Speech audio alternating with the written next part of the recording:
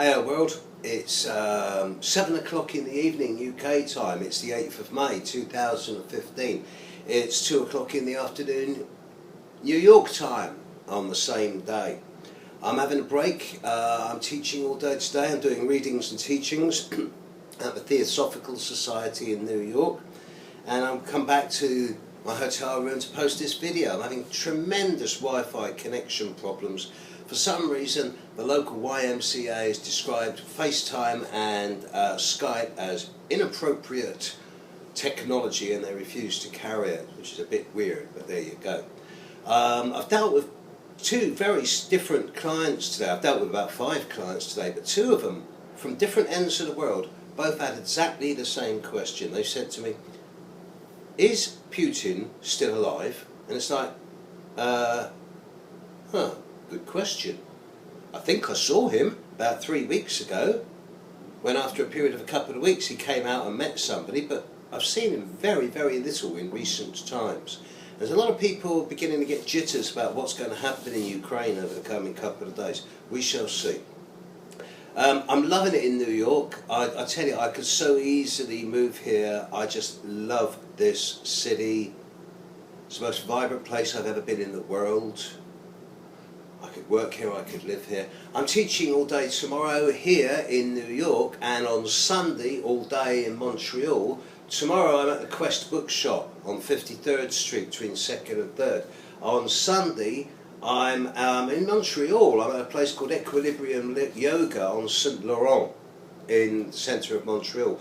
And in both cases I'm teaching stuff around the differences between the signs, the planets and the houses, and how to use aspects in today's astrological world, as well as the different uses of astrology in the world. I'm looking at what makes certain relationships work, whether it's a relationship between 2 politicians, a couple, a business partners. I'm looking at synastry and composites. And this is not just about personal and intimate relationships, it's also around your relationship with your business partner or your car or your pet. As long as there's a time of birth, it'll work. Certainly there's going to be sessions on astrocartography for about an hour on both days, where I'm going to be looking at what it means to have certain planets rising or setting on the horizon at the time that you were born, or directly overhead of course.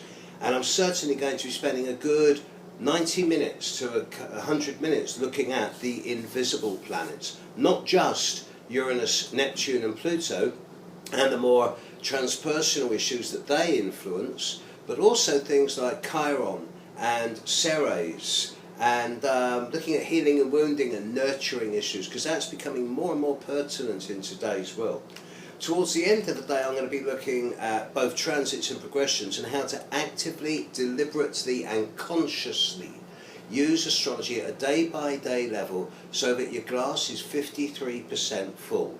Remember, astrology doesn't say what will happen, it says what can, but a knowledge of what's going on helps you tip the balance in your favour. And then I'm going to be looking at mundane astrology, non-personal astrology. This is about the horoscopes of nations, environmental astrology, the horoscopes of corporations, and the horoscopes of certain political figures who are making it big at the time. And at this point I have to hold my hands up. I called the British general election as being a hung parliament and there being another election in 6 months' time. I was completely wrong. I got no excuse, I got it wrong. But then, so did every other astrologer in the world. Who would have thought that the right wing in Britain would end up with such a big majority? Personally, I'm absolutely gutted. But hey, it's democracy, so you've got to live with it. I might emigrate, but we shall see. Today, right now, the moon is in Capricorn. It's about conjuncting Pluto and squaring Uranus. The Uranus-Pluto square is back, albeit for a couple of days, and a lot of people who have been hit by Uranus-Pluto in the last couple of weeks are going to be feeling it right now. I'll show you. Look, there's a map. Let's get it right so it's don't flicker. There we go. There's a map of the heavens right now, and you can see the Sun square Jupiter. Jupiter's right up there on the midheaven at the moment in the UK, and you've got the moon down there on Pluto, and it's squaring Uranus in Aries. Everything's on one side at the moment, so any individual being born at the moment is going to have a clear boundary between the need for free will and fate, because left-hand side people are more orientated around free will, and right-hand side people are more orientated around words like fate and destiny. I'm going to be leaving New York tomorrow and arriving Montreal tomorrow night, and I'll be back in England on Thursday. I'm going to spend a couple of days dribbling before I'm back doing readings, but I'll be back, and I'll be soon back in doing regular videos in the normal format. Give me another week, I'll be back. Sounds like a promise. It might even be a threat. Catch you later. Bye.